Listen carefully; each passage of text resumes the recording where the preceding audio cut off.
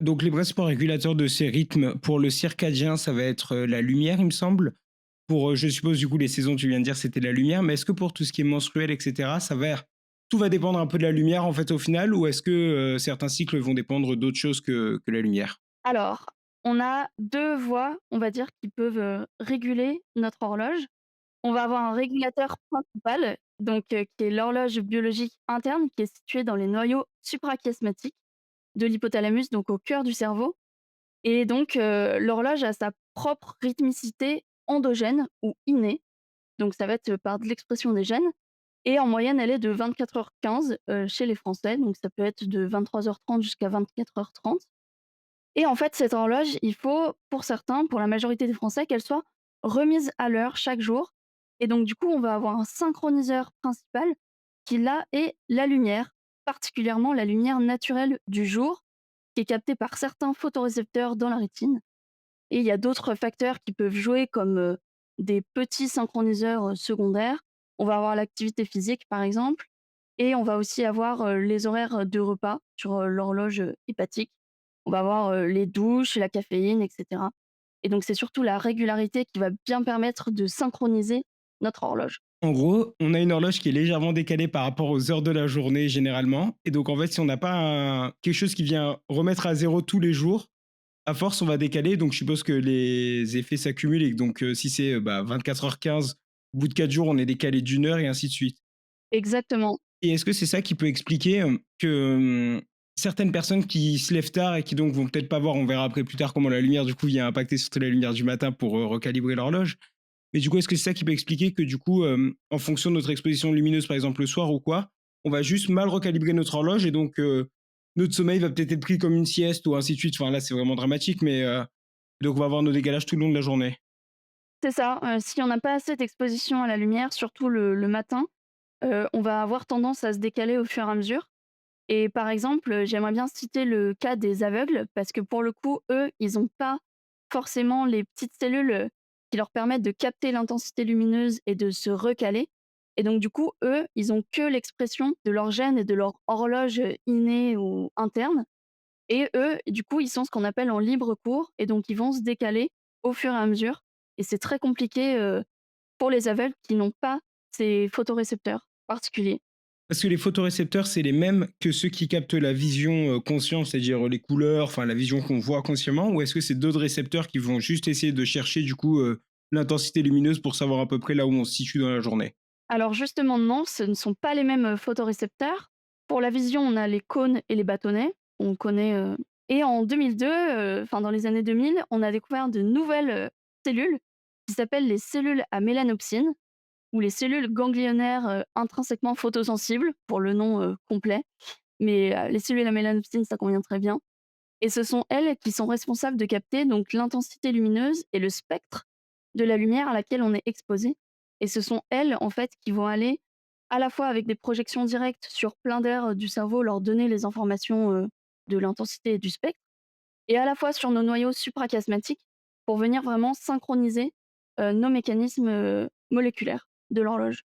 Et donc, on peut avoir des aveugles qui ont pas la vision, consciente, mais qui vont avoir encore ces photorécepteurs et qui du coup, en fait, vont avoir tout intérêt à aller chercher de la lumière ironiquement le matin, même s'ils peuvent pas la voir, comme ça, quoi. Exactement, exactement, c'est exactement ça. Parce que sans lumière, on peut pas réguler nos rythmes, comme tu disais, avec la caféine ou avec, la régulation de l'activité physique, si on ou avec, les repas, par exemple, parce que souvent on entend dire que si on prend, je sais pas, nos repas toujours à la même heure, ça régule nos rythmes, mais du coup, c'est vraiment la lumière qui va être le majeur et s'il y a pas la lumière, ça reste difficile de réguler même avec, d'autres moyens. Oui, sans la lumière, ça reste extrêmement compliqué. Pour les aveugles, il y a la mélatonine qui marche, plus ou moins suivant les cas et suivant les variations, interindividuelles. Parce que vraiment la lumière, c'est vraiment le mécanisme et le synchroniseur principal. Après pour ce qui va être de l'alimentation, ça agit plutôt au niveau de ce qu'on appelle les horloges périphériques. Parce qu'on a donc l'horloge centrale dans l'hypothalamus, dans le cerveau, et on a tout un tas d'horloges périphériques, donc dans l'ensemble du corps, dans nos organes. On a des toutes petites horloges, dans la peau, dans le foie, dans voilà, dans les reins. Et donc par exemple, quand on prend, nos repas à la même heure ou en heure décalée, on va plus ou moins synchroniser notre horloge hépatique. Et donc là, ce qui va être important, c'est le lien horloge centrale, horloge périphérique et il faut également que tout ça soit bien synchronisé. Donc ça va aider, mais ça peut pas du tout, être les régulateurs et les synchroniseurs principaux. Et donc, si on définit notre journée en 3 parties avec le matin, enfin 4 parties du coup plutôt. Le matin avec, du coup le lever du soleil et les variations de lumière, orangé, bleu. Ensuite, on va prendre une deuxième partie de notre journée, par exemple, la journée entière, enfin le moment où le soleil est suffisamment haut et donc on a une lumière blanche. Et après le l'aube, enfin oui avec, le soleil qui enfin le crépuscule, c'est pas l'aube en plus, avec le soleil qui se couche. Et ensuite la nuit, est-ce que en faisant partie par partie, tu pourrais nous dire, comment est-ce que la lumière vient influencer du coup ces processus? Enfin, et quels seraient peut-être les protocoles qu'on devrait en tirer? Par exemple, qu'est-ce qu'on devrait faire le matin pour, démarrer notre horloge correctement? Est-ce que quels sont les effets de la lumière du coup au milieu de journée et ainsi de suite?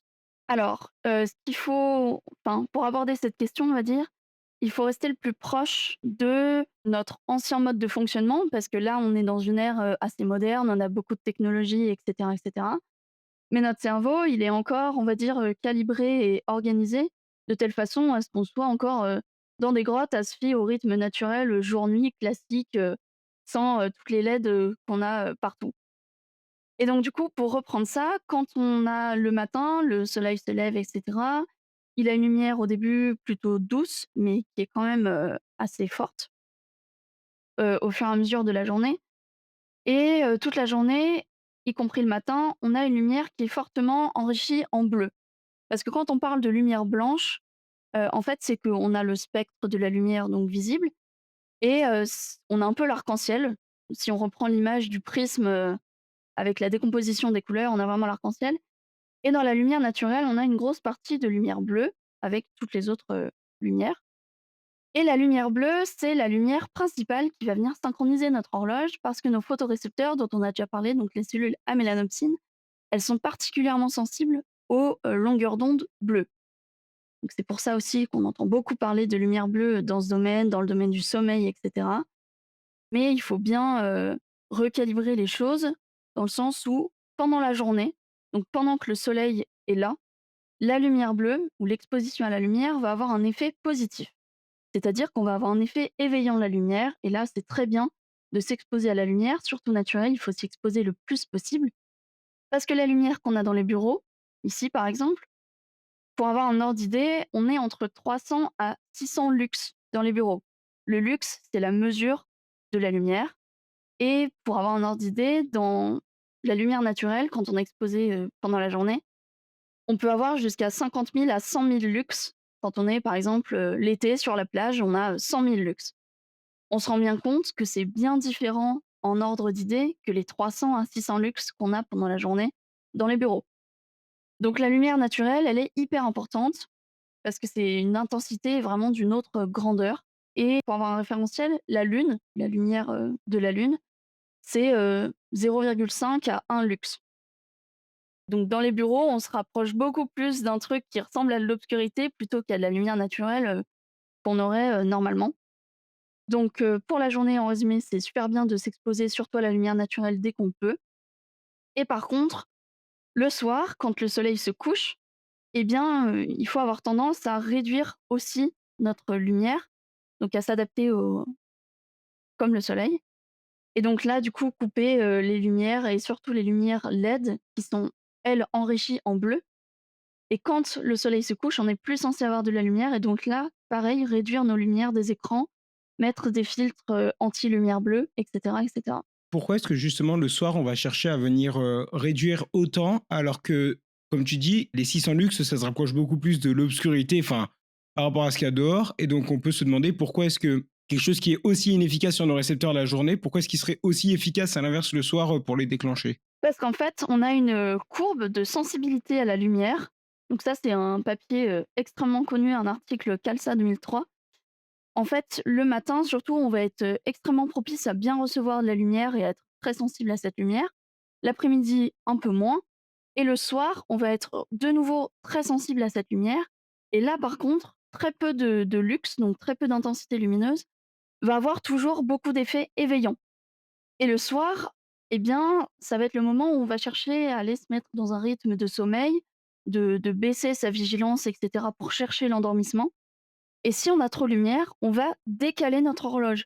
C'est-à-dire que pour notre horloge, on va encore être dans une situation où on cherche à rester éveillé et on va avoir, on va avoir le décalage de l'horloge et on va avoir l'effet éveillant qui va retarder notre endormissement. Mmh. Donc c'est un peu comme si on prolongeait, qu'on disait à notre corps: «Non, non, il fait pas encore nuit dehors, là, tu es en avance». C'est-à-dire qu'en fait, le fait de voir la lumière tard, ironiquement, ça dit à notre horloge qu'on est en avance et du coup, elle vient, décaler plus tard dans le temps son cycle. Elle vient juste retarder ce qui devait se passer après. On pourrait dire comme ça, ouais. OK. Et donc, c'est à partir de quelle heure qu'il faudrait commencer à regarder les lumières? Est-ce que c'est, quand juste on se cale sur ce qui se passe dehors? C'est-à-dire que quand le soleil se couche, si c'est en hiver, c'est 17 heures et à partir de là, faut faire gaffe? Est-ce que c'est 2 heures avant d'aller dormir et c'est juste une constante, peu importe, le temps qu'il y a dehors? Enfin, comment est-ce que quelqu'un va juste essayer de réguler un peu, son exposition? Alors là, c'est une question, un peu compliquée parce que ça dépend, beaucoup des individus et de leur chronotype, c'est-à-dire de leur horloge interne. Il va y avoir plutôt des couche-tôt, lève-tôt. Souvent, eux, c'est majoritairement, ils ont une horloge, on va dire de vers 23h30, donc ils sont plutôt en avance. Et on va avoir des chronotypes plus tardifs, donc des couche-tard, lève-tard. Et eux, du coup, leur horloge a tendance à être plutôt plus longue. Donc, ils vont plus avoir des horloges de 24h30, par exemple. Et donc, majoritairement, ça va être beaucoup plus compliqué si on dit à un couche-tard, lève-tard à 17h de dire ben, tu vois plus de lumière, etc. Parce que ça va lui faire longtemps à être dans l'obscurité et à attendre le sommeil, qui pour lui va arriver beaucoup plus tard.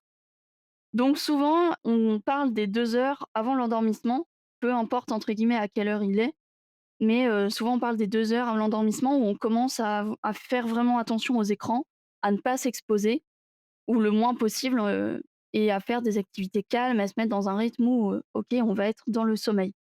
Donc je dirais que il faut le suivre le plus possible ce qui se passe, naturellement dans l'environnement, mais à défaut, pour ceux pour qui ça va être vraiment compliqué, parce que c'est des conseils qui sont pas souvent, applicables dans la vraie vie, eh bien, on va parler plutôt des 2 heures. Comment est-ce que quelqu'un pourrait savoir son chronotype de si justement il est plutôt, tôt, c'est-à-dire plutôt sur des cycles de 23h30 ou 24 heures, ou sur l'autre moitié justement s'il est plutôt un chronotype tard?